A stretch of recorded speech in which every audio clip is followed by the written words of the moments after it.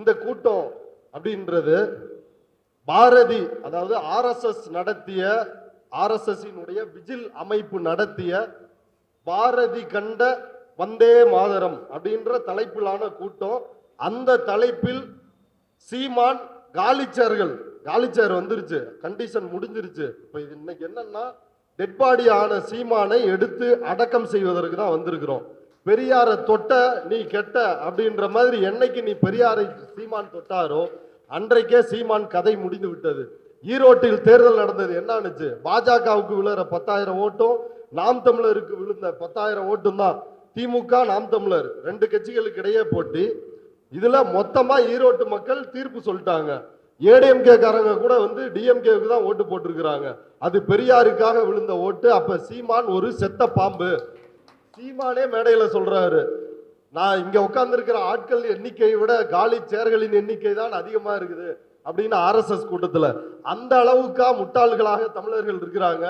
உங்க தாத்தா மாப்போசி, கட்டமீச மாப்போசி, நீ ஒரு இன்னொரு கட்டமீச, உங்களை எல்லாரையும் தமிழ்நாடு பார்த்து கொண்டுதான் இருக்கிறது.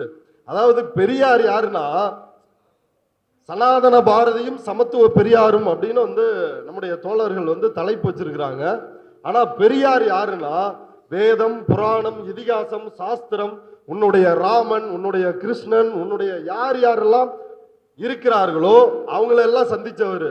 அப்ப பாரதியார் யாரு? சும்மா அட்டகத்தி. பெரியாரோட பேச்சு வந்து இருக்குது, அதை கேட்டு பாருங்க, யூடியூப்ல இருக்குது. செந்தமிழ் நாடுன்னும் போதையிலே வெங்காயம் வந்து காதுக்குள்ளே அப்படின்றாரு. அதை சொல்லிட்டு பெரியார் வந்து வெறுமனே செந்தமிழ் நாட்டை கிண்டல் செய்யல. நீ சொல்லிட்டா போதுமாடா உன் பெருமைய, வெளிநாட்டுக்காரெல்லாம் சொல்லணும். வெளிநாட்டுக்காரன் உன் நாட்டோட லட்சணத்தை பத்தி என்ன சொல்றான், இந்த நாட்டினுடைய பெண்கள் நிலை என்ன, இந்த நாட்டினுடைய கல்வி நிலை என்ன, இந்த நாட்டினுடைய பெரும்பான்மையான உழைக்கும் மக்களினுடைய நிலை என்ன அப்படின்றத அவன் சொல்லணும்டா. நீ பாடிட்டா போதுமோ அப்படின்னு பெரியார் கேட்கிறாரு. அதுதான் செந்தமிழ் நாடுன்னும் போதினிலே வெங்காயம் வந்து காதுக்குள்ளே அப்படின்றாரு. வா, இது வந்து சீமானுக்கு வந்து தாங்க முடியல. சீமான் உடனே வந்து அவர் மண்டிக்காரரு. இது என்ன பெரியார் மறைச்சாரா மண்டிக்காரன்னு? நீ உன்னோட பின்புலத்தை பத்தி பேச வேணாம்னு நினைக்கிறேன். ஏன்னா அது ரொம்ப பேசியாச்சு. அதாவது எதற்காக, அதாவது இழிவை நீக்குவதற்காக இந்தியாவில் மதம் மாறி இருக்கிறார்கள் தோழர்களே. இஸ்லாமியர்களாக, கிறிஸ்தவர்களாக, பௌத்தர்களாக தங்களுடைய ஜாதி இழிவை, பிறப்பு இழிவை நீக்குவதற்காக மதம் மாறி இருக்கிறார்கள். அப்படி மதம் மாறிய ஒரு குடும்பத்தை சார்ந்த ஒருத்தன் தான் வந்து திரும்ப இந்து மதத்துக்கு வந்தா பரவாயில்ல, தன்னோட அப்பனையும் கூட்டு வந்தான்னா அவன் வந்து சைமன் மட்டும்தான். எதுக்காக? ஆர்எஸ்எஸ் பாஜக கும்பலிடம் வாங்கி தின்பதற்காக. தன்னோட அப்பா பேரையா மாத்திருக்கிறாரு. இதை நம்ம சொல்லல, அவரோட கூடவே இருக்கிறாருல பக்கத்துணையா, பக்க பூசாரி களஞ்சியம், அவர் வந்து சொல்லிருக்கிறாரு. அப்ப இப்ப விஷயத்துக்கு வருவோமே. இப்ப அந்த கூட்டத்தில் இப்படி காலி சேர்கள் மத்தியில தான் சீமான் வந்து உரையாற்றுறாரு. அந்த தலைப்பு வந்தே மாதரம் என்போம், அதாவது பாரதி கண்ட வந்தே மாதரம் அப்படின்னு. இப்ப இந்தியாவினுடைய நாடாளுமன்றத்தில், மக்களவையில், மாநிலங்களவையில் தொடர்ச்சியா விவாதிக்கப்படுகிறது. வந்தே மாதரம் என்கின்ற அந்த பாடல் எழுதப்பட்டு 150 ஆண்டுகளை தொட்டு விட்டது. அதனால் நாங்கள் தேசபக்தியை வந்து கொண்டாடுவதற்காக இது இரு அவைகள்லயும் வந்து விவாதம் நடத்திட்டு இருக்கிறாங்க. இப்ப அதை ஒட்டித்தான் இந்த கூட்டத்தை ஆர்எஸ்எஸ் ஏற்பாடு செய்கிறது. அர்ஜுனமூர்த்தி தலைமை தாங்க. பாரதியாரினுடைய கொள்ளுப்பேரன், எள்ளுப்பேரன் வரைக்கும் இருக்கிறாங்க. கொள்ளுப்பேரனும் வந்து அதுல கலந்து கொள்ள. கேவலத்திலையும் கேவலம் என்னன்னா, பாரதியார் முதல் புலியா, பிரபாகரன் அவரோட வழி தோன்றலாம். பிரபாகரனை எந்த அளவிற்கு இந்த நபர் கேவலப்படுத்துகிறார் அப்படின்றத யோசிச்சு பாருங்க. அப்ப இந்த வந்தே மாதரம் அப்படின்றத பத்தி நம்ம கொஞ்சம் வரலாற்று ரீதியா பார்க்க வேண்டியது இருக்குது. ஏன்னா நேரம் தாமதம் தான் ஆயிருச்சு.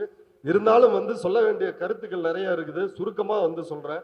வந்தே மாதரம் அப்படின்றது பங்கிம் சந்திர சட்டர்ஜி அப்படின்ற வங்கத்தை சார்ந்த ஒருவரால் எழுதப்படுகிறது. அவரும் வந்து ஒரு கவிஞர். அவர் என்னவா இருந்தார் அப்படின்னா, பிரிட்டிஷ் அரசாங்கத்தில் டெபுட்டி மேஜிஸ்ட்ரேட்டா இருந்தாரு. அந்த பங்கிம் சந்திரர் அவர் எழுதினதுதான் இந்த வந்தே மாதரம் அப்படின்ற பெங்காலும் சமஸ்கிருதமும் இணைந்த இந்த தேசிய பாடல்னு இன்னமும் இருக்கிற நம்முடைய வந்தே மாதரம் பாடல்.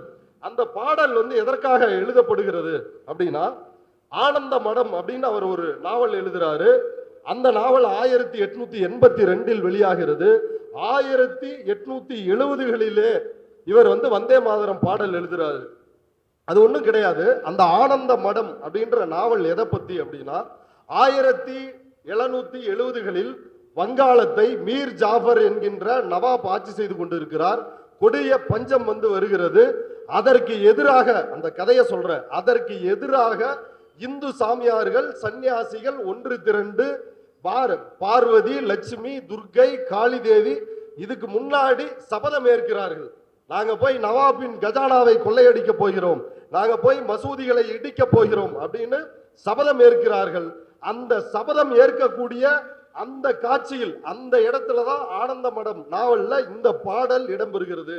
அதாவது இந்துக்களை அணிதிரட்டி முஸ்லிம்களுக்கு எதிராக போரை நடத்துவது, பிரிட்டிஷார் கையில் ஆட்சியை ஒப்படைப்பது, இதுதான் அந்த ஆனந்த மடத்தின் நாவலினுடைய யோகிதை. இதுதான் இவர்களுடைய தேசபக்தி. பிரிட்டிஷ் அரசாங்கத்தில் டெபுட்டி மேஜிஸ்ட்ரேட்டா வேலை செய்யறவர் வந்து தேசபக்தியை ஊட்டுறாரு. அது எப்படிப்பட்ட தேசபக்தி? சாவர்கருக்கு இருந்த அதே தேசபக்தி. நாங்க உங்களுக்கு விசுவாசமா இருக்கிறோம், நீங்க வந்து இந்த நாட்டை விட்டு போறப்ப இது இந்து ராஜ்யமா எங்கள்கிட்ட கொடுத்துட்டு போங்க. முஸ்லீம் விடுதலைக்காக போராடுறானா ஒடுக்கு, இன்னும் யார் யாரெல்லாம் போராடுகிறார்களோ எல்லாரையும் ஒடுக்கு. அது அவருடைய கருத்து, சந்திரருடைய கருத்து. அதே கருத்து தான் சாவர்கரினுடைய கருத்து, அதே கருத்து தான் பாரதியாரினுடைய கருத்து. அப்ப இப்படிப்பட்ட ஒரு மோசமான வரலாற்று பின்னணி கொண்டதுதான் 1937 இந்த வந்தே மாதரம் பாடலுக்கு எதிராக சுபாஷ் சந்திர போஸ் குரல் கொடுக்கிறாரு. இது இஸ்லாமியர்களை, இந்த நாட்டில் பலதரப்பட்ட மதத்தை சார்ந்தவர்கள் இருக்கிறப்ப இஸ்லாமியர்களை இழிவுபடுத்துகின்ற, கொச்சைப்படுத்துகின்ற ஒரு இந்து மத பாடலை எப்படி நம்முடைய தேசிய பாடலாக அறிவிக்க முடியும் அப்படின்னு சுபாஷ் சந்திர போஸ் குரல் எழுப்பி இருக்கிறார். சுபாஷ் சந்திர போஸ் யாரு? உண்மையான சுதந்திர வீரர். இவர்கள் எல்லாம் யார்? பாரதி சொன்னது போல பாரதியும் ஒரு நடிப்பு சுதேசி, இவர்களும் ஒரு நடிப்பு சுதேசிகள். அப்படிப்பட்டவர்கள்லாம் இதுதான் அந்த வந்தே மாதரத்தினுடைய ஹிஸ்டரி. அது 1875 உருவானதா ஒரு முடிவு செய்து இப்ப 150வது ஆண்டு விழா கொண்டாடுறாங்க. அதை ஒட்டி சீமானை கூப்பிட்டு பேச வைக்கிறாங்க. வந்தே மாதரம் என்போம், எங்கள் மாநில தாயை வணங்குதல் என்போம் அப்படின்றாரு சீமான். அதாவது பாரதியாரு மாநிலங்கள் மொழிவாரி மாநிலங்கள் பிரிக்கப்படுவதற்கு முன்னாலே, அண்ணாவும் கலைஞரும் மாநில சுயாட்சியை கோருவதற்கு முன்னாரு மாநிலங்களை பற்றி பேசியது பாரதி அப்படின்னு சொல்றாரு சீமான்.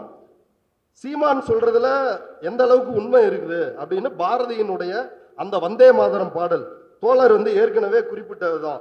அந்த வந்தே மாதரம் பாடல் என்னன்னா, வந்தே மாதரம் என்போம், எங்கள் மாநில தாயை வணங்குதும் என்போம், ஜாதி மதங்களை பாரோம், உயர் ஜென்மம் இது தேசத்தில் எய்தினராயின் வேதியராயினும் ஒன்றே, அன்றி வேறு குலத்தவர் ஆயினும் ஒன்றே, ஈன பறையர்களேனும் அவர் எம்முடன் வாழ்ந்திங்கு இருப்பவர் அன்றோ, சீனத்தவர் ஆயிடுவாரோ, பிற தேசத்தவர் போல் தீங்கிழைப்பாரோ, 1000 உண்டிங்கு ஜாதி எனில் அந்நியர் வந்து புகழென்ன நீதி, ஓர் தாயின் வயிற்றில் பிறந்தார் தம்முள் சண்டை செய்தாலும் சகோதரர் என்றோ.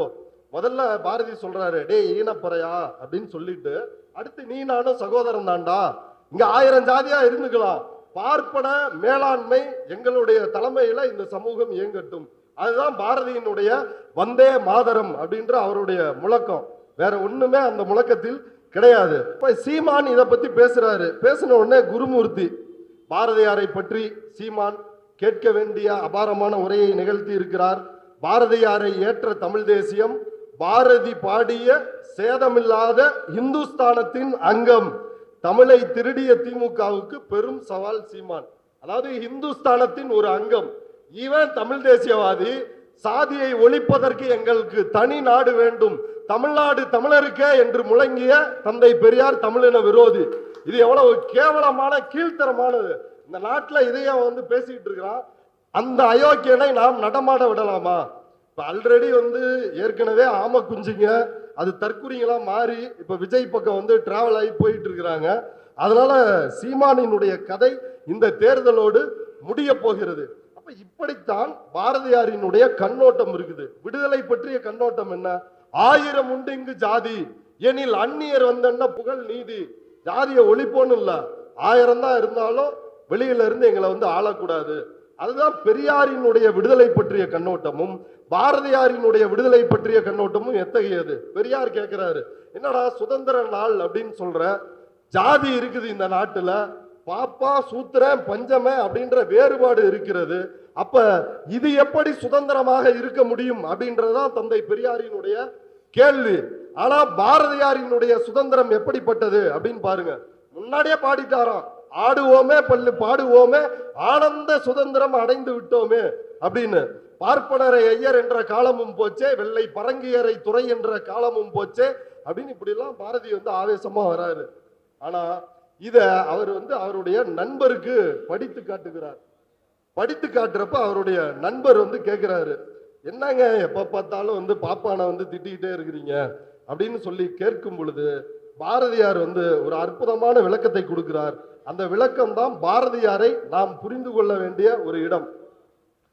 யார்கிட்ட சொல்றாருன்னா, மண்டையம் சீனிவாசன் அப்படின்றவர் இந்தியா வார ஏட்டின், அதாவது பாரதியார் பிறகு பணியாற்றிய இந்தியா சுதேசமித்திரனுக்கு அப்புறம் இந்தியா இதழுக்கு வேலை செய்யறாரு. அதுல உரிமையாளர்களில் ஒருவரான மண்டையம் சீனிவாசன் சொல்றாரு, எம்மிடம் பாரதியார் அடிக்கடி வருவதுண்டு, எது பாடினாலும் தான் விசேஷமாக எது எழுதினாலும் என்னிடத்தில் அதை முதலில் வந்து காட்டாமல் இருக்க மாட்டார். நான் என்ன வேலையாக இருந்தாலும் அதை சட்டை செய்யாது தனி இடத்திற்கு அழைத்து போய் படித்து காட்டுவார். இவர் எழுதிட்டு டார்ச்சர் பாருங்க அது எப்படின்னு, நீ வந்தே ஆகணும், தனியா படிச்சு காட்டே ஆகணும், படித்து காட்டுவார். அவருடைய பூபேந்திர விஜயம், சுதந்திர பல்லு, ஞானரதத்தின் முதல் பகுதி, இவைகளை அவர் ஆவேசத்துடன் படித்து காட்டியது எனக்கு இப்பொழுதும் ஞாபகம் இருக்கிறது. பார்ப்பானை ஐயர் என்ற காலமும் போச்சே என்ற பாட்டில் தாழ்ந்த நிலைமையில் கிடக்கும் பார்ப்பானை ஏன் பழிக்கிறீர் என்று நான் கேட்டதற்கு மண்டையம் சீனிவாசன் வந்து பாரதியாரை கேட்கிறாரு. அவனே வந்து பாருங்க, இதெல்லாம் எவ்வளவு இந்த ஒடுக் பார்ப்பனர்கள், இவங்கெல்லாம் ஒடுக் பார்ப்பனர்கள் தனி வகை. நம்மளே பார்ப்பனரே ரொம்ப பின்தங்கிய நிலைமையில தான் இருக்கிறான், அவனை பத்தி ஏன் நீங்க பழிக்கிறீன்னு கேக்குறாங்க. அதுக்கு வந்து பாரதியார் சொல்றாரு, நான் பழிக்கவில்லையே, அவன் அந்த உயர்ந்த நிலைக்கு அருகனல்ல, தாழ்ந்து கிடக்கிறான் என்றுதானே நானும் சொல்கிறேன். அதாவது பாரதியோட கருத்து என்ன அப்படின்னா, ஒரு காலத்தில் நல்ல பார்ப்பான், வேதம் ஓதினால் மாதம் மும்மாறி பொழிந்தது. இப்ப எவனும் காலையில எழுந்திரிச்சு சந்தியாவந்தனம் சொல்றது இல்ல, சுக்கலாம்பரதம் நக்கலாம்பரதம் அப்படின்னு சொல்றது இல்ல. இதுதான் பாரதியாரோட பிரச்சனை, வேற எதுவுமே பாரதியாரோட பிரச்சனை கிடையாது. பாரதியார் தன்னுடைய கவிதையில் எழுதுறாரு, வேதம் அறிந்தவன் பார்ப்பான், பல வித்தை தெரிந்தவன் பார்ப்பான், நீதி நிலை தவறாமல் தண்ட நியமங்கள் செய்பவன் நாய்க்கன், பண்டங்கள் விற்பவன் செட்டி, பிறர் பட்டினி தீர்ப்பவன் செட்டி, 4 வகுப்பும் இங்கே ஒன்றே, இந்த 4ல் ஒன்று குறைந்தால் வேலை தவறி சிதைந்தே செத்து வீழ்ந்திடும் மானிட சாதி. 4 வருடம் அழிந்து விட்டால் இந்த மானிட சாதியே அழிஞ்சிருன்றாப்ல. அதாவது தனி ஒரு மனிதனுக்கு உணவில்லைன்னா சோறு போடக்கூடாது, ஜகத்தை அழிச்சிடணும். அப்ப 4 வருடத்துக்கு என்னையா பண்ணும் அப்படின்னா, 4 வருடம் இருந்தாதான் மானிட சாதி வந்து இருக்கும். இதெல்லாம் பாரதியாரினுடைய அவருடைய சிந்தனையினுடைய எல்லைகள். வேள்விகள் கோடி செய்தால் சதுர்வேதங்கள் 1000 முறைப்படுத்தால் மூலும் நற்புண்ணியம் தானே, இதெல்லாம் ஒழுங்கா செய்யுங்க எல்லா புண்ணியமும் வரும் அப்படின்றதுதான் பாரதியினுடைய கருத்து. இவர் சொல்றாரு, சீமான் யாமறிந்த புலவரிலே கம்பன் போல் வள்ளுவன் போல் இளங்கோ போல் இப்படி பாரதியார் சொல்லிருக்கிறாரு அப்படின்னு சொல்லிட்டு, பாடுறா என் பாட்டை வந்து எப்படி வந்து என்னோட பாட்டன்களை பாடி இருக்கிறான்னு சொல்லிட்டு பாரதி செய்ய துணியாததை சீமான் செய்யறாரு. என்ன சொல்றாருன்னா, வள்ளுவரினுடைய குரல் புரியலையா, அதுக்கு பொழிப்புரை தேவைப்படுதா. மற்ற எல்லா நூல்களுக்குமே தமிழில் வந்த அத்தனை நூல்களுக்கும் பொழிப்புரை தேவைப்படுகிறது. ஆனால் பாரதியாரினுடைய நூலுக்கு பொழிப்புரையே தேவையில்லை அப்படின்னு எவ்வளவு சிறுமைப்படுத்துறாரு பாருங்க. பாரதியார் தான் இப்படி எளிமையான கவிதை எழுதினாரா? திருவள்ளுவர் எழுதலையா? பிறப்போக்கும் எல்லா உயிர்க்கும் புரியலையா? கற்க கசடர நிற்க அதற்கு தகண்டாரு புரியலையா? பறந்து கெடுக உலகை ஏற்றியான்னு சொல்லிருக்கிறாரு. அதாவது இறந்தும் உயிர் வாழ்தல் வேண்டின் பறந்து கெடுக உலகை ஏற்றியான்றாரு. எப்பொருள் யார் யார் வாய்ப்பினும் அப்பொருள் மெய்ப்பொருள் காண்பது அறிவுன்றாரு. சீமானே ஒரு குரலை மேற்கோள் காட்டுறான், ஈன்றால் பசி காண்பால் ஆயினும். இந்த குரலை வந்து பொழிப்புரை இல்லாம நம்மளால படிக்க முடியுமா? கூச்சமே இல்லையடா உனக்கு, இப்படி ஒரு பிழைப்பை பிழைக்க வேண்டுமா? பாரதியார் வார்த்தையில சொல்லணும்னா, சி நாயும் பிழைக்கும் இந்த பிழைப்பு உனக்கு ஏண்டா இந்த பிழைப்புன்ற மாதிரி யோசிச்சு பாருங்களேன். அதாவது அந்த குறளையே வந்து ஒரே ஒரு முறை சொல்லி பாருங்க. பெரியார் அற்புதமா திருக்குறளை பத்தி எழுதியிருக்கிறாரு. ஒரு புத்தகமே ஆசிரியர் போட்டிருக்கிறாரு தொகுத்து. அதாவது திருக்குறளை பொறுத்தவரை பெரியார் தன்னுடைய அனுபவத்தை சொல்றாரு. இது நாள் வரைக்கும் நான் மற்றவர்களுடைய உரைகளை நான் படித்தேன், பரிமேலழகரின் உரையை படித்தேன், அதனால் திருக்குறளை தவறாக புரிந்து கொண்டேன். ஆனால் தமிழ் அறிஞர்கள் என்னிடம் வந்து சொன்னார்கள், திருக்குறளில் எத்தனை மேன்மை இருக்குது பாருங்க அப்படின்னு. நான் என் கருத்தை மாற்றிக்கொண்டேன் அப்படின்னு சொல்லிட்டு அவர் வந்து நமக்கு, நம்ம தமிழ் மக்களாகிய நமக்கு சொல்றாரு, எவன் எழுதின உரையும் வாங்கி படிக்காத, நீயா திருக்குறளை படிச்சினாலே புரிஞ்சிடும் அப்படின்றாரு. அதுக்கு மிகச்சிறந்த உதாரணம் தான் அந்த குறள். அந்த குறள் என்ன? ஈன்றால் பசிகாண்பால் ஆயினும் செய்யற்க சான்றோர் பழிக்கும் வினை. தன்னுடைய பெற்ற தாய், ஈன்றெடுத்த தாய் பசியோட துடிச்சுக்கிட்டு இருந்தாலும் ஒரு சான்றோர் அறிவார்ந்த மக்கள் வந்து எந்த செயலை விரும்ப மாட்டார்களோ அதை செய்யாதே, திருடாத, கொள்ளடிக்காத, அதை கொண்டு போய் உங்க அம்மா வயிற்ற நிரப்பணும்னு நினைக்காத. இது தெளிவா புரியுதா இல்லையா? இது பாமரனுக்கும் புரியும், ஈன்றால் பசி காண்பால் ஆயினும் மனித பிறவிகளுக்கு புரியும். ஆனா சீமானுக்கு புரியாது. அடுத்து இந்த பிராமண கடப்பாறை, அது நமக்கு ஒண்ணுமே புரியல. என்ன இந்த பிராமண கடப்பாறை? இந்த பிராமண கடப்பை திராவிட இருப்பை வந்து பிராமண எதிர்ப்பு பேசிதான் திராவிட இருப்பு உருவாயிருக்கா? பார்ப்பன எதிர்ப்பு பேசிதான் உருவாயிருக்குதா? எங்க நமக்கான வாய்ப்புகளை பார்ப்பனர்கள் பறித்தார்கள். 2000 ஆண்டுகளாக சூத்திரர்களுக்கும் பஞ்சமர்களுக்கும் என்ன தண்டனை விதிக்கப்பட்டது? சொத்து சேர்ப்பதற்கு தடை, ஆயுதம் ஏந்துவதற்கு தடை, கல்வி கற்பதற்கு தடை. இந்திய சமூகத்தில் புரட்சியே வரல. அதனாலதான் அண்ணல் அம்பேத்கர் எதிர்ப்புரட்சின்ற நூல்ல வந்து எழுதுறாரு, பகவத்கீதையினுடைய எழுச்சி என்றது பௌத்தத்தை வீழ்த்தி அதனுடைய எழுச்சியை கொண்டாடுவது, மிரட்டி பௌத்தத்தை வீழ்த்தியது. இப்ப சொல்றாங்கல்ல வால்முனையில் மதம் மாற்றினார்கள் அப்படின்னு. உண்மையில் புஷ்யமித்திர சுங்கன்னா வால்முனையில் மதம் மாற்றினா. பௌத்த பிக்குகளோட தலையை கொண்டு வர்றவங்களுக்கு பொற்காசுகள். பௌத்த பிக்குகளா ஒருத்தர் இருந்தானா கொன்றுவேன், நீ வந்து இந்து சனாதன தர்மத்தை ஏற்றுக்கொள்ள வேண்டும். ஸ்தூபிகளை, புத்தரினுடைய வாசகங்கள் பொறித்த ஸ்தூபிகளை இடித்து நொறுக்கினான். அப்ப அதையுமே அந்த இடத்திலையுமே பாரதியார் பௌத்தத்தின் மீது வெறுப்பை கக்குகிறார். அதாவது யாகங்கள் வளைத்து ஆடு மாடுகளை வந்து அதுல போட்டு சொர்க்கத்துக்கு அனுப்பிட்டு இருந்தோம், அப்படிப்பட்ட எங்களை இந்த யாகத்திற்கு மதிப்பிழக்க செய்து விட்டார் புத்தர் அப்படின்னு புத்தர் மீது வன்மம் கொண்டு இந்த நபர் வந்து பேசுறாரு. இப்ப இவருடைய சீமானினுடைய மொழி கொள்கைக்கு வரலாம். சீமானுக்கு என்ன மொழி கொள்கை? உங்களுக்கு வந்து நீங்க எல்லாரும் பார்த்திருப்பீங்க, சீமான் வந்து எவ்வளவு தமிழ் பற்றாளரா இருக்காரு. அவருடைய மொழி கொள்கை எப்படிப்பட்டதா இருக்கும் அப்படின்னா, அனைத்து ஜாதியினரும் அர்ச்சகராக வேண்டிய தேவையில்லை, அன்னை தமிழ் மொழி அர்ச்சனை மொழி ஆனா போதும். அதாவது நம்ம யாரும் கோயிலுக்கு போக தேவையில்ல, அங்க எவனோ ஒரு ரேடியோ கட்டிக்கிட்டு கருவறையில இல்ல பாப்பானே வந்து தமிழ்ல பாடிட்டா போதுமா? இதுக்கு பேர் உரிமையா? இது வந்து சக்கரைன்னு பேப்பர்ல எழுதி வச்சு நக்கி வந்து இனிக்குதுங்க, ரொம்ப ஸ்வீட்டா இருக்குதுங்க அப்படின்னு சொல்லுவதை போல இப்ப இந்த கேவலத்தை இவன் வந்து சுத்திக்கிட்டு இருக்கிறான். குடிப்பெருமை, ஜாதி பெருமை.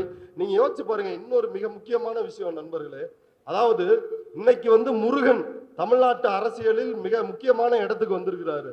அதுக்கு யார் காரணம்? முள் பொறுக்கி விட்டது. அதாவது அந்த காலத்தில் பார்ப்பனர்கள் சங்கராச்சாரிகள் பல்லக்கில் வரும் பொழுது முன்னாடி முள் இருக்காம கூட்டிக்கிட்டே வருவாங்களாம். அதை போல முள் பொறுக்குகின்ற வேலையை இந்த சீமான் பார்த்திருக்கிறான் கடந்த 15 ஆண்டுகளாக. முருகனை அரசியலுக்கு இழுத்துட்டு வந்து முப்பாட்டன் இந்த பாட்டன் அப்படின்னு சொல்லி, ஏண்டா முப்பாட்டன் முருகனுக்கு வள்ளி பொண்டாட்டியா இருக்க முடியும்? தேவயானை, தேவலோகத்தை சார்ந்த தேவயானை எப்படி வந்து தமிழ் கடவுள்னு நீ சொல்ற முருகனுக்கு மனைவியா இருக்க முடியும்? அப்ப இந்த முருகனை அரசியலுக்கு இழுத்துட்டு வந்து அரசியல் படுத்தி இன்றைக்கு பார்ப்பனர்களுடைய கையில் ஒப்படைத்திருக்கிறான். எல் முருகன் வேல் யாத்திரை போனது, அதுக்கு அடித்தளம் போட்டது யார்? முருகனை வச்சு இத்தனை சர்ச்சைகள் கிளப்புறாங்களே, அதுல அடித்தளம் போட்டது யார்? திருப்பரங்குன்றத்துல யோசிச்சு பாருங்க, தர்காவுக்கு பக்கத்துல ஒரு கல்லை நிக்க வச்சிருக்கிறாங்க, அது சர்வே கல்லு, ஆனா அங்கதான் ஏத்துவன்றான். அதுக்கு ஊர்ல திண்டுக்கல்ல வந்து ஒரு பட்ட கல்லு, துணி துவைக்கிற கல்லு வந்து படுத்து இருக்குது, அதுவும் ஜிஆர்எஸ் தீர்ப்பு. அது மண்டு கருப்பண்ண சாமி கோயில், அது ஒண்ணுமே இல்ல, ஒரு 3 மீட்டர் ஒரு சீம கருவேல மரத்துக்கு அடியில் இருக்குது. அங்க தர கன்னியாகுமரியில வந்து திடீர் முருகன், அதாவது திடீர் பிள்ளையார் காலம் ஒளிந்து திடீர் முருகன்கள், திடீர் ஜட்ஜ்மெண்ட். நேற்று ஜட்ஜ்மெண்ட் கொடுத்திருக்கிறாருங்க நீதிபதி. ஒரு மன்னன் என்பவன் குடிமக்களை பாதுகாக்கிறதா அவனுடைய கடமைன்னு மனுஸ்மிருதி சொல்லுது, அதை செய்யுங்கன்றாங்க. அப்ப குடிமக்கள் அப்படின்னு மனுஸ்மிருதி யாரை அங்கீகரிக்கிறது? பார்ப்பன, சத்திரிய, வைசிய, தயவு செய்து இந்த வீடியோ பார்க்குற நண்பர்களே, தமிழ்நாட்டில் சத்திரியர்களோ வைசியர்களோ கிடையாது. சூத்திரர்கள், பஞ்சமர்கள், பார்ப்பனர்கள் இவர்கள் மட்டுமே உண்டு. இந்த பாப்பா விட்ட கதையை நம்பி நாங்க ஆட்டா பரம்பரை ஐயா எதுக்கு இப்படி முக்கிறீங்க? இல்ல இல்ல அதே டைவர்ட் ஆயிரும். ஆனா யோசிச்சு பாருங்களேன், சாதியை உயர்த்தி பிடிச்சாரு. சாதியினுடைய இயல்பு என்ன? அதுக்கு என்ன நாணயம் இருக்கா, நேர்மை இருக்கா, உண்மை இருக்கா? எதுவுமே கிடையாது. அதுக்கு என்ன தேவை? அடுத்த தலைமுறைக்கு ஒரு தலைவன் தேவை. அந்த தலைவன் கலவரத்தை தூண்டுறவனா இருக்கும். அது அன்புமணி கிடைச்சிட்டாரு.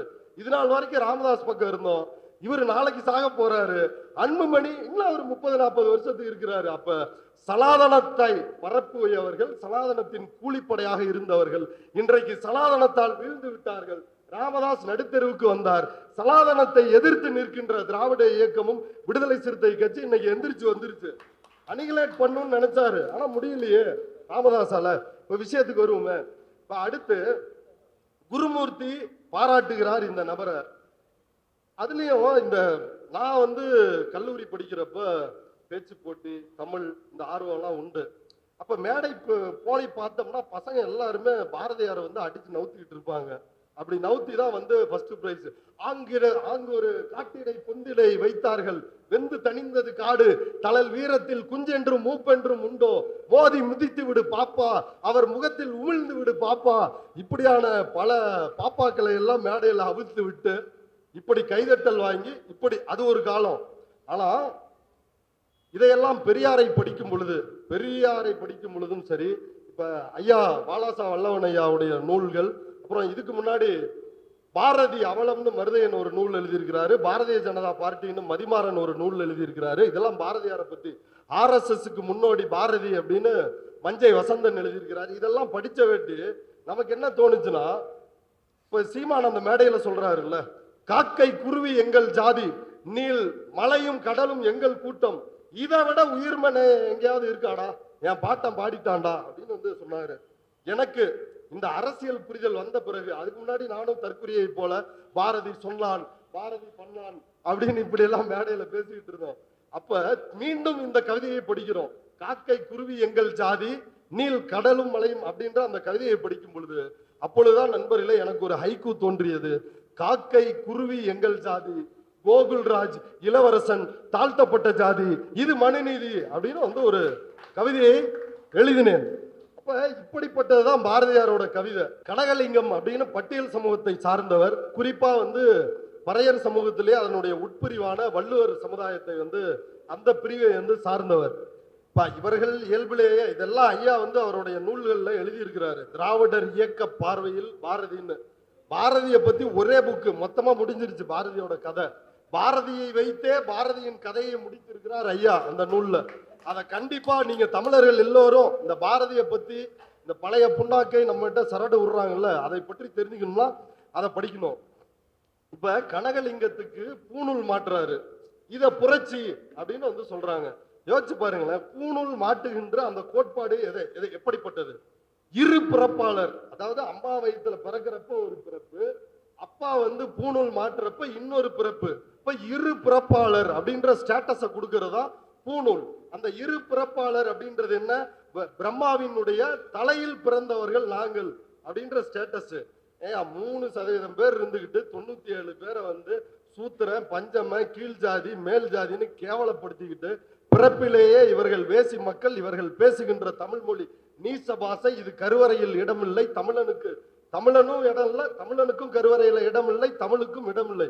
இப்படி வச்சுக்கிட்டு யோசிச்சு பாருங்களேன், பூணூல அறுக்கிறது புரட்சியா, இல்ல பூணூல 97 பேரும் மாட்டிக்கிறது புரட்சியா? ஒரு முட்டாள்தனமான அம்பேத்கர் சொல்லுகிறார், நாஜி கோட்பாட்டை விட, ஹிட்லரினுடைய நாஜி கோட்பாட்டை விட மிக கேவலமான, கீழ்த்தரமான, மனித தன்மையற்ற ஒரு கோட்பாடு எது அப்படின்னா அது இந்த இந்து மதத்தினுடைய கோட்பாடு. இந்த கோட்பாட்டு புரட்சி, பாரதியினுடைய புரட்சி எந்த அளவுக்கு வந்திருக்குது அப்படின்னா, பூணூலை மாட்டி விடுவதுதான் அவருடைய புரட்சி. ஆளுநர் RN ரவி என்ன பண்ணாரு? நந்தனுக்கு விழா எடுத்தாரு நம்ம காட்டுமன்னார் கோயில். காட்டுமன்னார் கோயில்ல ஒரு நிகழ்ச்சியை போட்டு அனைத்து பட்டியல் சமூகத்து மக்களையும் கைக்கூலிகளை வைத்து அழைத்து பூணூலை மாட்டினார்கள். RN ரவி செயல் எவ்வளவு யோக்கியமானதோ அந்த அளவுக்கு யோக்கியமானதுதான் பாரதியாரினுடைய செயல், அதை வந்து புரிஞ்சுக்கணும். அப்புறம் கற்பு நிலையென வந்தால் இரண்டு கட்சிக்கும் அதை பொறுவில் வைப்போம். பாராயம் பாட்டன் பெண் விடுதலை எப்படி பாடிருக்கிறாரு அப்படின்னு. ஏன்டா சாவடிக்கிறீங்க? அதாவது பாரதியை பற்றி ஐயாவினுடைய திராவிட இயக்க பார்வையில் பாரதியார் அதை படிக்கும் பொழுது நாம் வரவேண்டிய முடிவு என்னன்னா, 1908க்கு முன் 8க்கு பின் பாரதியை பத்தி 21ல செத்துறாரு. இதுக்கு இது இந்த கால வரிசைப்படிதான் புரிஞ்சுக்கணும். 1906 4லயே அவர் வந்து ஆரியத்திற்கு ஆதரவா எழுதுறாரு. ஆனா அந்த முற்போக்குன்றது அப்பப்ப லைட்டா முட்டி பாக்குது. 1908க்கு பிறகு அது மொத்தமா வந்து சரணடைந்து சனாதன பாதையில முன்னேறி பாரதி நடக்க ஆரம்பிச்சிடுறாரு. அப்ப அந்த பாரதி முன்னாடி பெண்களை பத்தி இப்படி எழுதினாருன்றாங்க, பின்னாடி என்னையா எழுதினாரு? ஒரு மனிதன் குழந்தையாக இருக்கும் பொழுதோ அல்லது சிறுவனாக இருக்கும் பொழுதோ சொல்ற கருத்து, அதை வந்து அந்த மனிதனுடைய கருத்துன்னு எடுத்துக்கலாமா, இல்ல அவன் வளர்ச்சி பெற்று அவனுடைய மரண தருவாயில் என்ன கருத்து சொல்றான் அப்படின்றத வளர்ச்சி பெற்ற கருத்தா எடுத்துக்க முடியுமா? அப்ப பாரதி பின்னாட்களில் என்ன எழுதுறாருன்னா, சகுந்தலை, சீதை, நலாயினி இவங்க எல்லாரும் இவர்கள் மட்டும்தான் உத்தமமான பெண்கள். இந்த ஸ்திரீகள் தான் வந்து கணவன் செத்த பின்னாடி உடன்கட்டை ஏறினாங்க அப்படின்னு சொல்றாரு. அதற்காக ஆனா அதுலயும் முக்கியமான விஷயம் பார்க்கணும். பாரதியாரினுடைய கொள்கையை பாரதியார் மனைவியே வந்து நிராகரிச்சிட்டாங்க. கொள்கையை ஏன் நிராகரிச்சிட்டாங்க? அவங்க வந்து பெரியார் கொள்கை தான் அவங்களுக்கு பிடிச்சிருந்திருக்கு போல. பாரதி இறந்த பிறகு அவங்க உடன்கட்டை ஏறல. ஆனா பாரதியோட கருத்து என்ன? உடன்கட்டை ஏறுகின்றதுதான் பாரதியினுடைய கருத்தா இருக்குது. இன்னும் நிறைய இருக்குது. இப்ப நம்ம நேரம் ஃபைனலான ஒரு விஷயத்துக்கு வருவோம். இந்தி ஒழிகன்னு சொல்ல மாட்டேன் அப்படின்னு சீமான் சொல்லிட்டாரு. இது எல்லாமே உங்களுக்கு தெரிஞ்ச விஷயங்கள் தான். இறுதியா, அதாவது நேற்று 2 பதிவுகளை வந்து நான் பார்க்க முடிஞ்சது. இன்னைக்கு இந்த கூட்டத்துக்கு முன்னாடி நம்முடைய கம்யூனிஸ்ட் தோழர்கள் அவர்கள் வெளியிட்ட ஒரு பதிவு. அதாவது பாரதியை வந்து கால வரிசைப்படி புரிஞ்சுக்கணும். சும்மா வெறுப்பு பேச்ச பேசக்கூடாது. கூட்டமே ஆரம்பிக்கல, யாரும் பேசவே இல்லை. நீங்க காலையிலயோ மத்தியானமோ வெறுப்பு பேச்சு பேசாதீங்கன்னு அறிக்கை விடுறீங்க. பேசின வேட்டி அறிக்கை விடுங்க. அதுதான் அப்பதான் குற்றம் நிகழ்ந்ததா இல்லையா அப்படின்றத பொறுத்து நம்ம வந்து விவாதிக்க முடியும். பேசவே இல்லை. அதுக்குள்ள நம்முடைய தோழர்கள் தான் அவங்கள்ட்ட பேசலாம். அடுத்து ராஜன் குறை, அவரு ஒரு அறிவுஜீவியாக அறியப்படுகிறவர். பல்வேறு கட்டுரைகளை மின்னம்பலத்திலும் முரசொலியிலும் எழுதி குவிப்பவர். அவரும் வந்து சொல்றாரு, பாரதியாரை வந்து மேற்கோள் காட்டி யுத்தம் பண்ணக்கூடாது, மேற்கோள் யுத்தத்தை நடத்தாதீர்கள். உண்மையிலேயே மேற்கோள் யுத்தத்தை யார் நடத்துறா? பாரதியாரு ஒரு பாட்டுல ஃபுல்லா என்ன சொல்லிருக்கிறாரு, அதெல்லாம் யாருக்கும் வந்து தேவை கிடையாது. என்ன சொல்லுவாங்க பாரதியாரு? சொல்லில் உயர்வு சொல் தமிழ் சொல்லே, அதை தொழுது படித்துட்டு அடி பாப்பா எழுதி போட்டுருவான். ஜாதிகள் இல்லை அடி பாப்பா, அந்த லைனை எடுத்து போட்டு இப்படி மேற்கோள்களால் கட்டமைக்கப்பட்டு இருக்கின்ற பிம்பம் தான் பாரதி. பாரதியினுடைய உரைநடையை படித்தா இந்த ஆளு வந்து முதல்ல தமிழ்நாட்டை சார்ந்தவனா அப்படின்னு தெரியும். நீங்க வந்து ஒரு பக்கத்துக்கு வந்து ஒரு 10 தமிழ் வார்த்தைகளை தான் எடுக்க முடியும். அவருடைய கையெழுத்துல பாரதி எவ்வளவு பெரிய தமிழ் பற்றாளர்னு பாருங்க. கையெழுத்தே வந்து அப்படி போட மாட்டாரு, சுப்பிரமணிய பாரதி அந்த இஷ்யூ உள்ள விட்டு தான் வந்து அவர் வந்து போடுவாரு. அதுதான் பாரதியினுடைய தமிழ் பற்று. அப்ப இப்படிப்பட்ட பாரதியை அவருடைய காலத்திலிருந்து பார்க்க வேண்டும் அப்படின்னு வந்து சொல்றாங்க. அவருடைய கால வரிசைப்படி அவர்களுடைய படைப்பை பார்க்க வேண்டும். அப்படித்தான் வந்து ஐயா வந்து பாரதியை வந்து திறனாய்வு செய்து க்ளோஸ் பண்ணி இருக்கிறாரு. இப்ப பாரதியை அவருடைய காலத்திலிருந்து, இதுதான் இறுதி பார்ட்டு, இது முக்கியமான பார்ட்டு, இதோட முடிக்க போறேன்.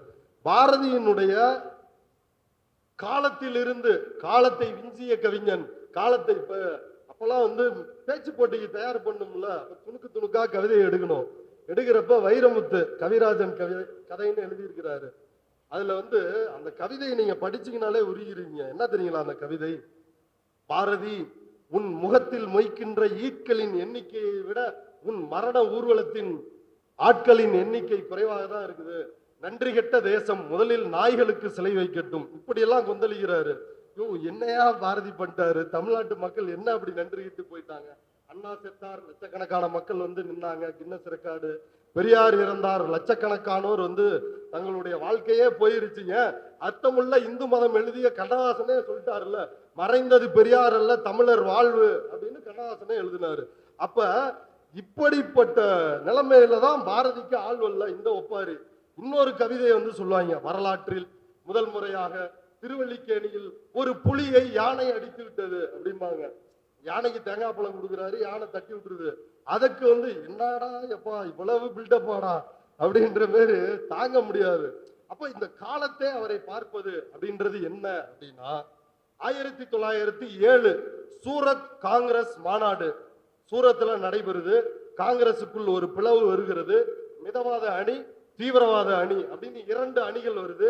மிதவாத அணியினுடைய தலைவர் கோபாலகிருஷ்ண கோகலே, அவர் தான் காந்திக்கு தலைவர். காங்கிரஸ்க்குள்ள இருக்கிற டீம். தீவிரவாத பிரிவு அந்த டீம் யாரு அப்படின்னா பால கங்காதர திலகர். அதாவது இப்ப எலியால பிளேக் வருது அப்படின்னா எங்க விநாயகர் பகவானை வந்து எதுக்குடா கொல்றீங்கன்னு போராட்டம் நடத்துகின்ற தேசபக்தர். அவரும் தேசபக்தர். ஆனா பெரியார் யாரு? தேச விரோதி. பாரதியாரே சொல்றாரு, நீதி கட்சிக்காரங்க யாரு? டி.எம். நாயர் யார்? திராவிட லெனின் அப்படின்னு வந்து நாம் எல்லோராலும் போற்றப்படுகின்ற டி.எம். நாயர், தரவாடு மாதவன் நாயர் இன்னைக்கு கேட்கிறான்.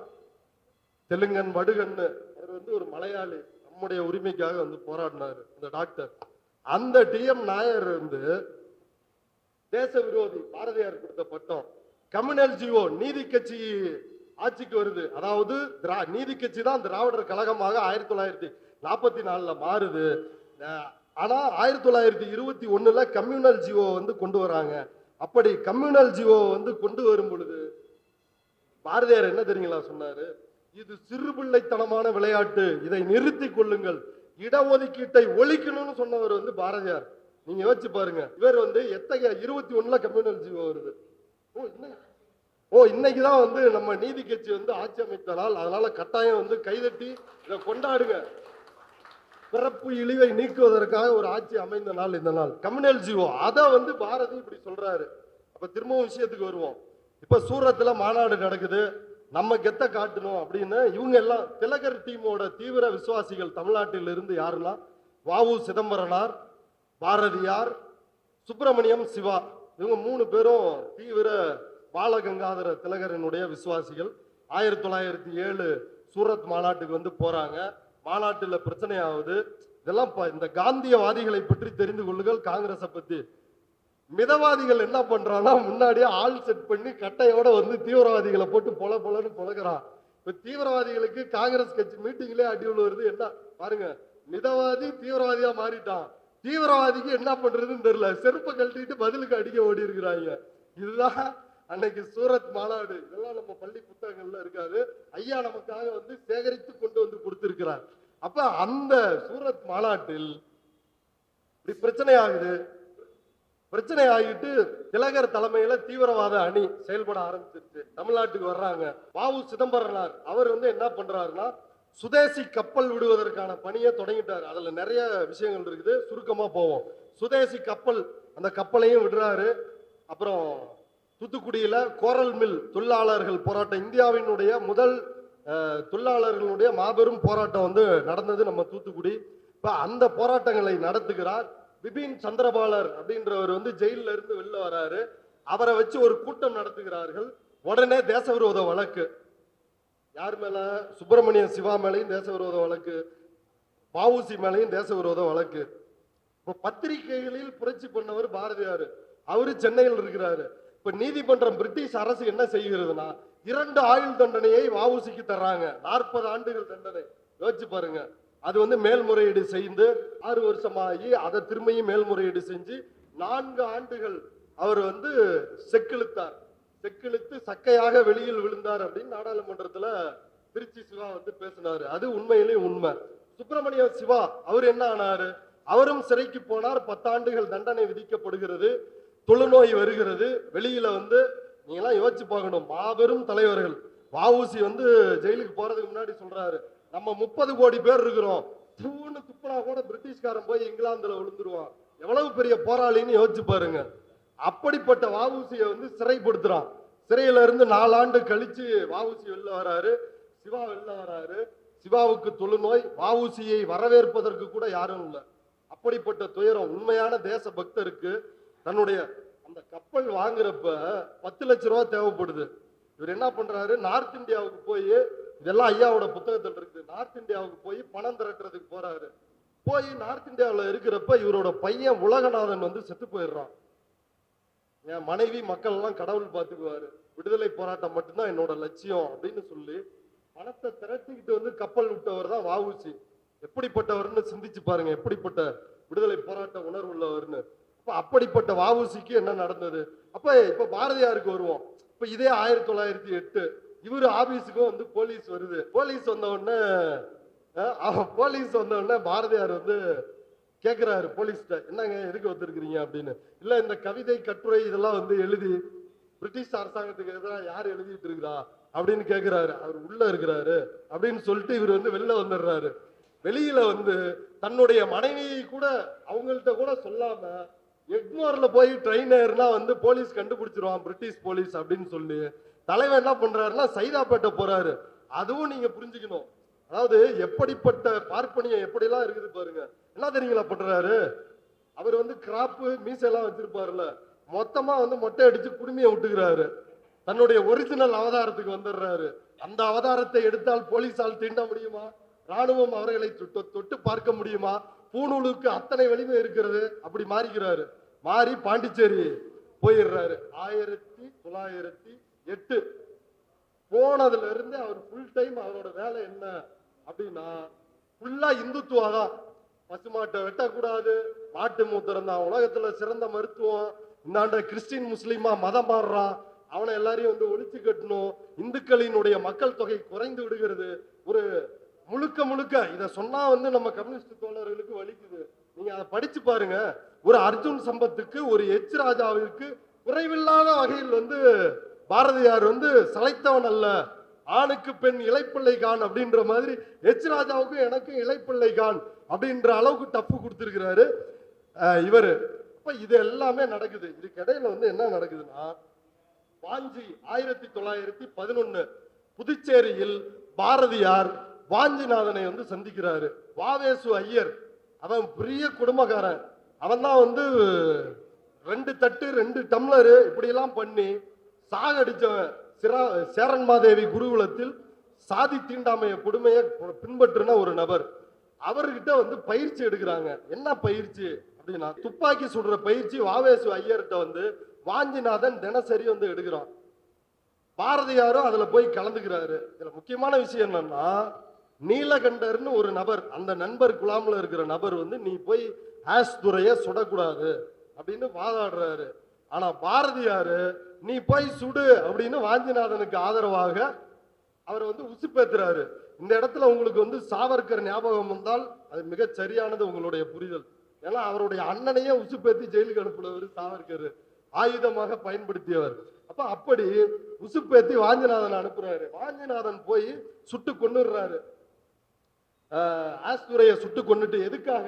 பட்டியல் சமூகத்து பெண், கர்ப்பிணி பெண்ணை அக்ரஹாரத்திற்கு வழியா வந்து ஆஸ்துரை அழைச்சிட்டு போனாருன்ற காரணத்திற்காக அவர் கொல்லப்படுகிறார். கொல்லப்பட்டு இவரும் வாஞ்சியும் சூசைட் பண்ணிக்கிறார், வாஞ்சிநாதனும். அப்ப அவர் வந்து அவர் பாக்கெட்ல 2 விஷயம் இருக்குது. ஒன்னு பாரதியாரினுடைய மறவன் பாட்டு, இன்னொன்னு என்ன அப்படின்னா அவர் பிரிட்டிஷ் அரசாங்கத்துக்கு எழுதின கடிதம். இவர்களுடைய விடுதலை உணர்வு எப்படிப்பட்டது, கொஞ்சம் தாமதமானாலும் இதை சொல்லணும் அதுக்காக. அதாவது வாஞ்சிநாதன் எழுதிய அந்த லெட்டர் என்னன்னா, ஆங்கில சத்துருக்கள் நமது தேசத்தை பிடுங்கிக் கொண்டு அழியாத சனாதன தர்மத்தை காலால் மிதித்து துவம்சம் செய்து வருகிறார்கள். சனாதன தர்மத்தை காலால் துவம்சம் செய்து வருகிறார்கள். ஒவ்வொரு இந்தியனும் தற்காலத்தில் தேச சத்துருவாகிய ஆங்கிலேயனை துரத்தி தர்மத்தையும் சுதந்திரத்தையும் நிலைநாட்ட முயற்சி செய்து வருகிறான். எங்கள் ராமன், சிவாஜி, கிருஷ்ணன், குரு கோவிந்தர், அர்ஜுனன் முதலியவர்கள் இருந்து தர்மம் செழிக்க அரசாட்சி செய்து வந்த தேசத்தில், அப்படிப்பட்ட தேசத்தில் கேவலம் கோமாமிசம் தின்னக்கூடிய ஒரு மிலேச்சனாகிய ஜார்ஜ் பஞ்சமனை முடிசூட்ட உத்தேசம் செய்து கொண்டு பெரும் முயற்சி நடந்து வருகிறது. வெள்ளக்காரன் மாட்டுக்கறி சாப்பிட்றானா, அவங்கள்ட்ட இவங்க போய் பூஜா தூக்குவாங்களாம். இன்னும் என்னென்ன தூக்குனாங்கன்னு பேசுனா அவ்வளவு அசிங்கங்கள் இருக்குது. இவங்க வந்து வெள்ளக்காரனை பத்தி என்ன சொல்றாங்க? ஜார்ஜ் பஞ்சமன், கோ மாமிசம் சாப்பிடுபவன் அப்படின்றாங்க. முயற்சி நடந்து வருகிறது. அவன் எங்கள் தேசத்தில் காலை வைத்த உடனே அவனை கொல்லும் பொருட்டு 3000 மதராசிகள் பிரக்னை செய்து கொண்டிருக்கிறோம். அதை தெரிவிக்கும் பொருட்டு அவர்களில் கடையனாகிய நான் இச்செய்கையை செய்தேன். இதுதான் இந்துஸ்தானத்தில் ஒவ்வொருவரும் செய்ய வேண்டிய கடமை. அப்ப வாஞ்சியினுடைய விடுதலை வேட்கை அப்படின்றது எப்படிப்பட்டது சிந்தித்து பாருங்கள் நண்பர்களே. பாரதியினுடைய விடுதலை வேட்கை எப்படிப்பட்டதோ அதுதான் வாஞ்சியினுடைய விடுதலை வேட்கை. விடுதலை பத்தி கடைசியா சந்திரிகையின் கதை அப்படின்னு மரணத்திற்கு முன்னாடி பாரதியார் ஒரு கதை எழுதுகிறார். அந்த கதையில் ஒரு கோனார் பொண்ண ஒரு ஐயரு பையன் லவ் பண்றான். கோனார் பொண்ண போய் கோனார்கிட்ட பொண்ணு கேட்கிறான், ஐயா பொண்ணு கொடுங்க, உங்க பொண்ணை நான் கல்யாணம் பண்ணிக்கிறேன். அவரு சாஸ்திரத்துல நம்பிக்கை உள்ளவரான். யாரு? கோனாரு. அவர் என்ன சொல்றாரா, ஏன்பா நீ பார்ப்பான், நீ என்னோட பொண்ணு சூத்திர பொண்ணு, கல்யாணம் பண்ணா தீட்டு, தர்மத்திற்கு சாஸ்திரத்திற்கு எதிரானது அப்படின்னு சொல்றானா. அப்படி சொல்லும் பொழுது அந்த ஐயர் பையன் என்ன பண்ணானா, ஒரு புத்தகத்தை எடுத்து கொடுத்தானா. இங்க பாருங்க, தமிழில் மனுஸ்மிருதி இருக்கிறது, இந்த புத்தகத்தை படித்து பாருங்கள். பார்ப்பானுக்கு மற்ற 4 கீழ் ஜாதியார் வீட்டிலும் பெண்டாள்வதற்கு உரிமை இருக்கிறது, அவங்கள கல்யாணம் பண்ணிக்கிறதுக்கு உரிமை இருக்குது அப்படின்னு மனுஸ்மிருதியை காட்டி அந்த புரட்சியை பாரதி செஞ்சிருக்கிறார். இது அவருடைய மரணத்துக்கு முன்னாடி.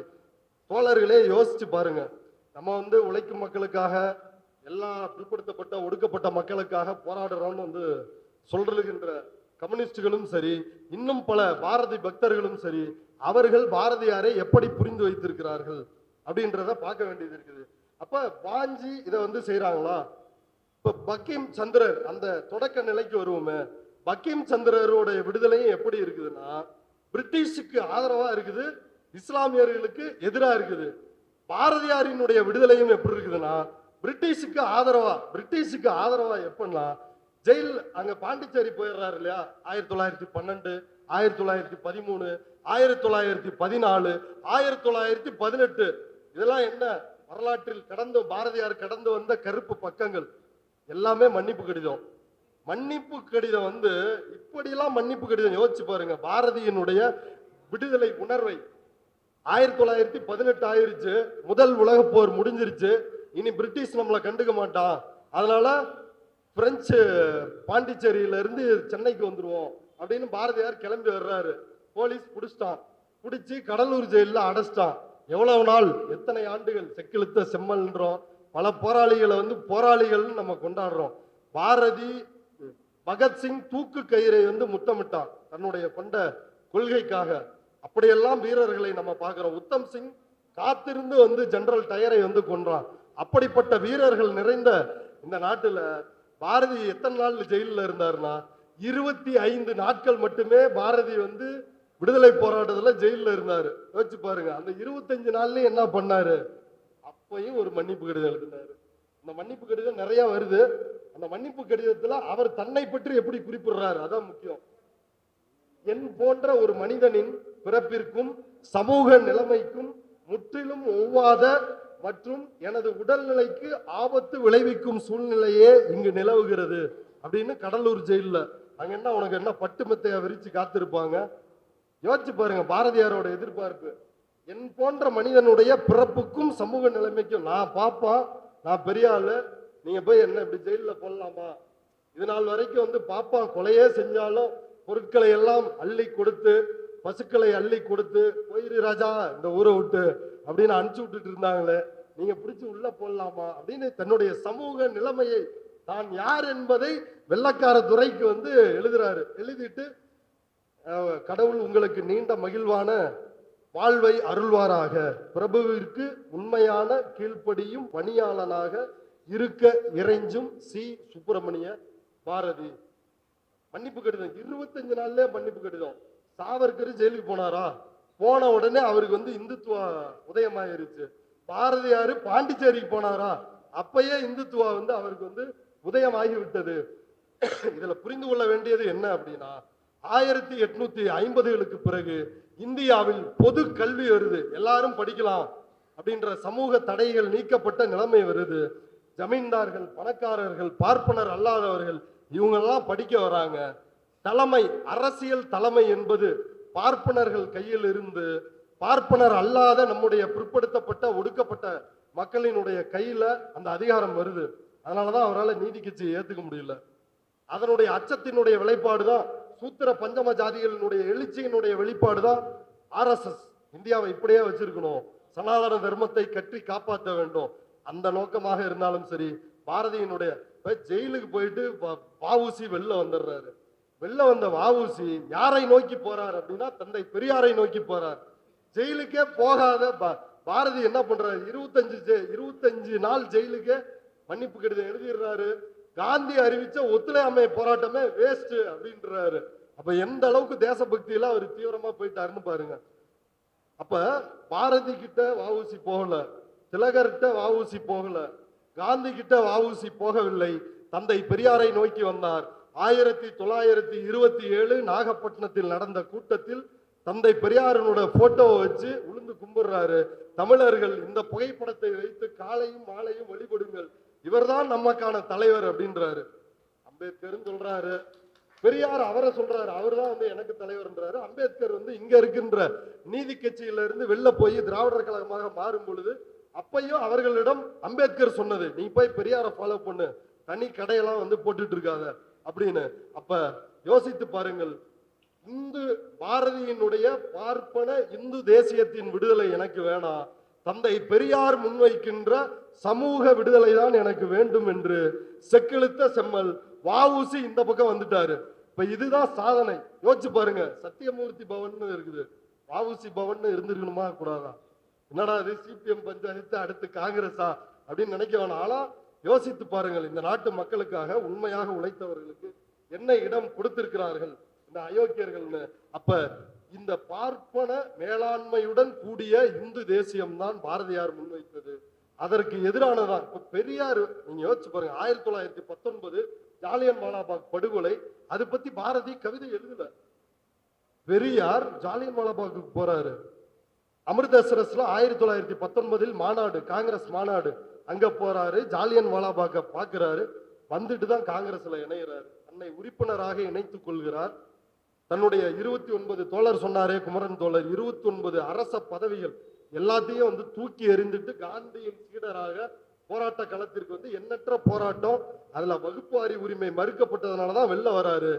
பெரியார் கொண்டு வந்த வகுப்புவாரி பிரதிநிதித்துவ தீர்மானத்திற்கு காங்கிரஸ் கட்சியில் ஆதரவு தெரிவித்தவர், அதற்காக குரல் கொடுத்தவர் ஐயா வஉசி. இதெல்லாம் வரலாறு. வரலாறுல ஒருத்தரை எதிராக நிறுத்தி வச்சு இப்படி ஆட்டம் ஆட பாக்குறாங்க. இறுதியாக ஒரே ஒரு செய்தி, இப்ப சீமான் போய் RSS கூட்டத்தில் பேசிட்டு வந்தான். அவன் இதுக்கு மேல மாட்டணுமா? அவன் கையில கத்தியோட கொலையோட ரத்தக்கரையோட மாட்டியிருக்கான். அவன் மக்களே அவனை பார்த்து தெரிஞ்சுக்கிட்டாங்க, இவன் இவ்வளவு பெரிய அயோக்கியானா, RSS கூட்டத்துல போய் பேசுறேன் நானு. இப்ப உடனே அவனை காப்பாத்தணும்ல. 2 பேர் கிளம்பி வர்றாங்க. ஒருத்தர் யாருன்னா மூத்த பத்திரிகையாளர் மணி. அவர் மணியை பத்தி உங்களுக்கு சொல்ல தேவையில்ல, அவரு மிகப்பெரிய ஜாம்பவான். கண்ணை உருட்டி உருட்டி தோலை நிமிர்த்தி சளைக்காமல் பொய்களை சொல்லக்கூடிய ஒரு அற்புதமான மனிதர், ஒரு தலை சிறந்த புரோக்கர்.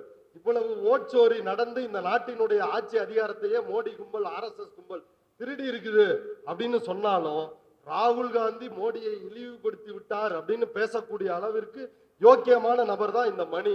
இந்த மணி சொல்றாரு, அது சீமான் RSS கூட்டத்துல போய் பேசுனதுல என்ன தப்பு? நார்மலைஸ் பண்றது, அதாவது பிராத்தல நார்மலைஸ் பண்ற பேர் இதை நார்மலைஸ் பண்றாங்க. அடுத்து இன்னொரு பத்திரிகையாளர், அவர் யாருன்னா அவரு நம்ம மணியின் மூத்த பத்திரிகையாளர், மணியினுடைய சீடர். நம்ம ஆளுங்களே அவரை நம்ம ஆளுன்னு நினைச்சுக்கிட்டு திராவிட இயக்கத்துக்காரர். அவரே சொல்லிக்கிறாரு, நான் திராவிட இயக்கத்துக்காரன், எனக்கு அண்ணாவை பிடிக்கும், ஆனா அவருக்கு பெரியாரை பிடிக்காது. அண்ணாவை பிடிக்கும், பெரியாரை பிடிக்காது. அவர் ஒரு வித்தியாசமான சங்கி டிசைன் அவருக்கு. அப்படி வெளியே சொல்லிக்கிற நபர். அவரு ADMK பிரமான்யா அப்படின்ற ஸ்ட்ராட்டஜி கம்பெனி, ஐபேக் மாதிரி இன்னொரு கம்பெனி, அதுல காசு வாங்கிட்டு இருக்கிற நபர். கோட்டீஸ்வரன் இன்னொரு மூத்த பத்திரிகையாளர், கோட்டீஸ்வரன். அவர் இப்ப எந்த பத்திரிகையிலையும் வேலை செய்யல. அவர் முழு நேரமா எங்க வேலை செஞ்சுட்டு இருக்காருன்னா ADMK IT வேலை செய்யற ஒரு பச்சையான சங்கி, இன்னும் கொண்டைய வெளியே காட்டாம இருக்கிற ஒரு சங்கி தான் இந்த கோடீஸ்வரன். அந்த கோடீஸ்வரன் பாரதியாருக்கு வக்காலத்து. எல்லாமே நீங்க பெரியார்கிட்ட எழுதிட்டா எப்படி? பாரதியார் என்னையா பண்ணா வாயா, சீமானா இருந்தாலும் சரி இவனுங்களா இருந்தாலும் சரி, இவங்களுக்கு ஒரு இயல்பு இருக்குது. என்னன்னா இவனுங்களே அறிவிச்சுக்குவானுங்க, வரலாற்றிலேயே திராவிடம் சந்திக்காத ஒரு எதிரி, முதல் எதிரி நான் தான். ஏன்னா பிரஸ் மீட்டுக்கு டவுசர்ல உச்சா போயிரும். நீ திராவிடத்துக்கு எதிரியா? அண்ணா யாருன்னு தெரியுமா? பெரியார் யாருன்னு தெரியுமா? கலைஞர் யாருன்னு தெரியுமா? அம்பேத்கர் யாருன்னு தெரியுமா? இவங்க முன்னாலாம் நீ தூசு நிக்க கூட முடியாது. அவங்களுடைய பேச்சு திருச்சி செல்வேந்திரன் அவர் பேச்சுக்கு முன்னாடி நிக்க முடியுமா சீமானால? இப்ப இப்படிப்பட்ட ஒரு ஆளு இந்த பிராமண கடப்பாறை அந்த கடப்பாறைன்றாரு. அந்த கடப்பாறைக்கு நல்ல பார்ப்பனர்களுக்கு கடப்பாறை கிடையாது, அது எல்லாமே சூத்திர கடப்பாறை தான். அந்த கடப்பாறை சூத்திர கடப்பாறை பஞ்சம கடப்பாறை தான். திருப்பரங்குன்றத்துல பார்த்துட்டு இருக்கிறோமே, ராமரவிக்குமார் யாரு? சூத்திர. அவன் கூட வந்து எல்லாம் சண்டை போடுறவன் யாரு? அவனும் சூத்திர பஞ்சமம் தான். ஆனா மூளை எங்க இருக்குது? அது நீதிமன்றத்திற்குள்ள இருக்கிறது. அது தீபத்தூண் அப்படின்னு சொல்லுது. சர்வேக்கள்ல தீபத்தூண்னு சொல்லிருச்சு. சட்ட விரோதம். வழக்கை கையில் எடுத்தது சட்ட விரோதம், வழக்கை விசாரிப்பது சட்ட விரோதம், போய் நேரில் போய் ஆய்வு செய்யறது அதுலயும் தில்லுமுள்ளு. இத்தனையும் பண்ணி அந்த மூளை ஒரு தீர்ப்பை சொன்ன உடனே அதை அமல்படுத்துகின்ற காலாட்படையாக கூலிப்படையா அங்க திருப்பரங்குன்றத்துல இந்து, உத்தபுரத்துல இந்து இல்லையா? உத்தபுரத்துல இந்துக்கள் இப்ப வரைக்கும் 60 வருஷம் ஆச்சு கோயில்ல போய் கும்பிட முடியல, கேட்டுட்டு இருக்கிறாங்க. மதம் மாற போறோம்னு சொல்லிருக்கிறாங்க. ஏனென்றால் அவர்கள் தேவேந்திர குல வேளாளர்கள். நாங்க பெரிய பேரை கொடுப்போம், ஆனா அவங்களை எங்க வச்சிருப்போம்? நடைமுறையில் இழிவான நடைமுறையோடு தான் வைத்திருக்கிறார்கள். இதை நாம் சொல்லவில்லை, RSS காரர்கள் அவர்களே சொல்லுகிறார்கள். ஆகவே நண்பர்களே, இந்த அயோக்கியர்களிடமிருந்து விழிப்படைவோம். தொடர்ச்சியா நம்ம போராடுவோம். பெரியார் மண்ணை காப்போம். நீதிமன்றத்தின் வாயிலாக GR சுவாமிநாதனும் ஆளுநர் மாளிகையிலிருந்து RN ரவியும் தமிழ்நாட்டை ஆண்டு விடலாம் என்று நினைக்கிறார்கள். அவர்களுக்கு நாம் மீண்டும் மீண்டும் சொல்ல வேண்டியது இருக்கிறது. இது பெரியார் மண். இன்னைக்கு கேட்கிறாரு GR சுவாமிநாதன், என் தீர்ப்பை செயல்படுத்தலையே அப்படின்னு சொல்றாரு. இது பெரியார் மண். அந்த போலீஸ் சொன்னதா, we are not உங்களை நாங்கள் அனுமதிக்க மாட்டோம். இதுக்கு என்ன பிரச்சனை வந்தாலும் அதை சந்திப்பதற்கு தமிழ்நாடு தயார். அந்த உறுதியிலே நம்ம இருப்போம். வாய்ப்புக்கு நன்றி கூறி விடைபெறுகிறேன். நன்றி.